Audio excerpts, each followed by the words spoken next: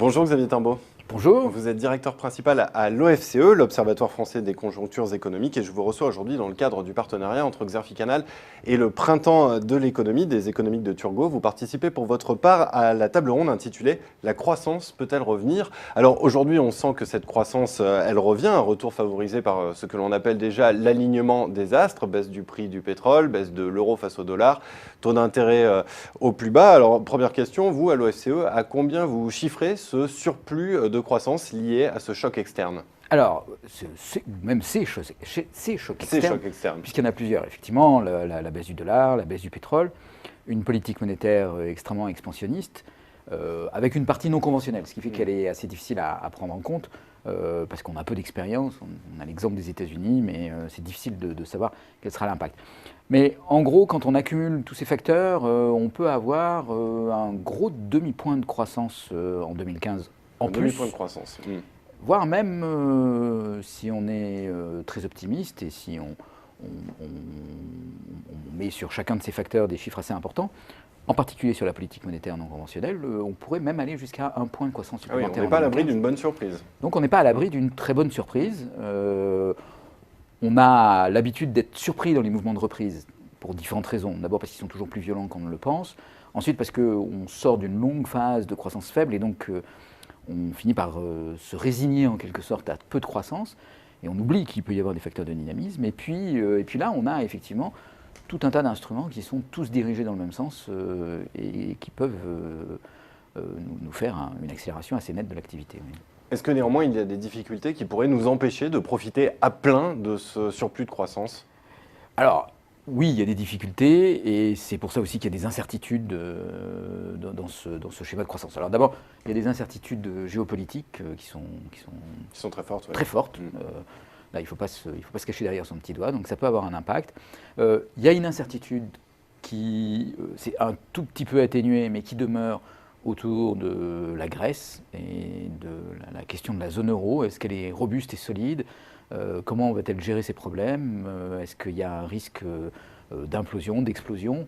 Il va y avoir des élections en Espagne, il va y avoir des élections en France et dans d'autres pays.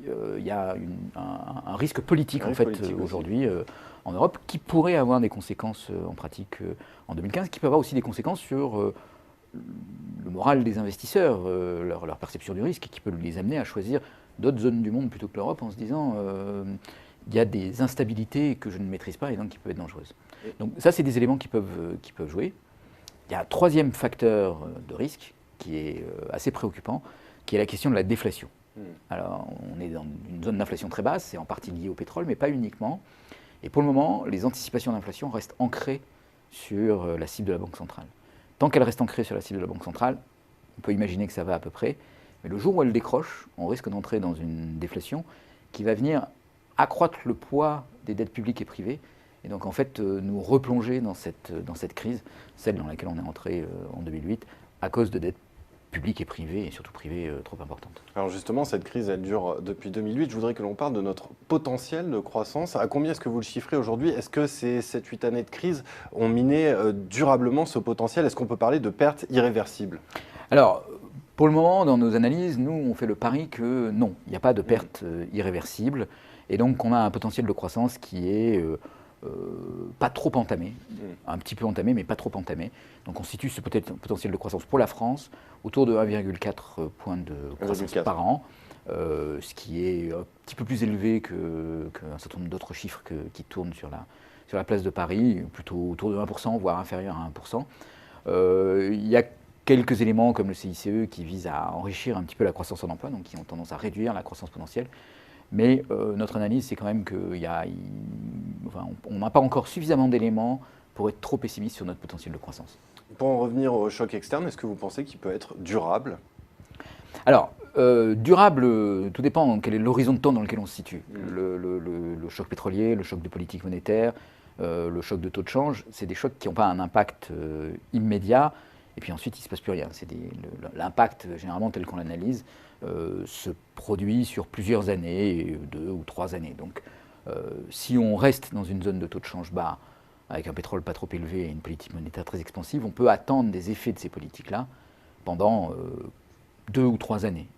C'est c'est relativement durable sans l'être trop. Alors après, effectivement, ces chocs-là ont une dimension temporaire à la fois dans leurs effets, et puis aussi temporaire parce que le pétrole peut et va probablement remonter autour de $100.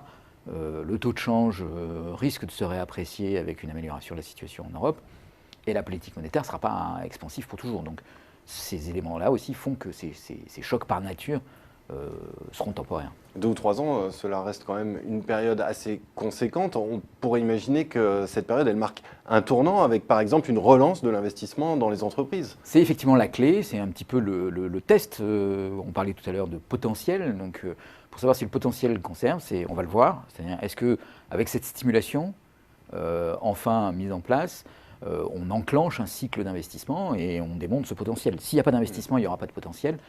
Et s'il y a de l'investissement, ça sera la démonstration qu'il y a du potentiel. Donc c'est un peu un test, c'est à la fois un tournant et un test pour les économies européennes, de voir si elles ont subi un impact durable de la crise qui a démonté en quelque sorte les ressorts de leur dynamique, ou est-ce qu'elles ont encore un peu de jus. Si je puis me permettre cette expression. Et là encore, on est en phase de test. Vous considérez qu'on est en phase de test sur la trajectoire des dépenses publiques. Est-ce que la France peut tenir son objectif de 3% en 2017 si effectivement ce choc externe se confirme et que le test est validé? Alors, bon, pour répondre directement à votre question, oui. Et l'amélioration de la conjoncture, surtout qu'elle risque de conduire à des réalisations plus positives que ce qui était anticipé et ce qui est inscrit dans, par exemple, les programmes de stabilité, va conduire à des finances publiques en meilleur état et en fait aidera la France à tenir ses engagements. Ça relâche la contrainte, ça fait que les efforts à accomplir sont moins grands pour la même cible, ou ça nous permettra éventuellement d'aller un peu en dessous de la cible. Et puis il y a un petit effet entraînement, parce que c'est aussi un des facteurs positifs aujourd'hui en Europe, c'est qu'il y a moins d'austérité. L'année 2013 et 2014 ont été marquées par des hausses d'impôts, des coupes de dépenses dans tous les pays européens assez importants. En 2015, ces choses-là sont plutôt derrière nous, y compris pour la France, et par les effets multiplicateurs, ça va participer à ce retour de la croissance. Donc oui, en plus, c'est ça la bonne nouvelle, c'est qu'on pourrait tenir nos objectifs de déficit. Ils ont été repoussés à 2017 par la Commission. Et là, on est dans quelque chose d'assez réaliste qu'on a une bonne chance de pouvoir tenir. On va terminer, Xavier Timbaud, en abordant un sujet qui vous tient à cœur, celui de New Deal vert. Vous appelez de vos voeux un plan d'investissement public et privé dans la transition énergétique de l'ordre de 2 points de PIB par an. Dans le contexte que vous nous décrivez, est-ce que vous diriez que c'est le bon moment pour l'enclencher? Alors oui, c'est le bon moment parce que malgré cette accélération de l'activité en Europe, le chômage est élevé et on ne peut pas rester longtemps avec un chômage élevé. Dans la course que l'on fait avec la déflation, la variable chômage est clé et plus vite elle descendra, plus le risque de déflation sera éloigné.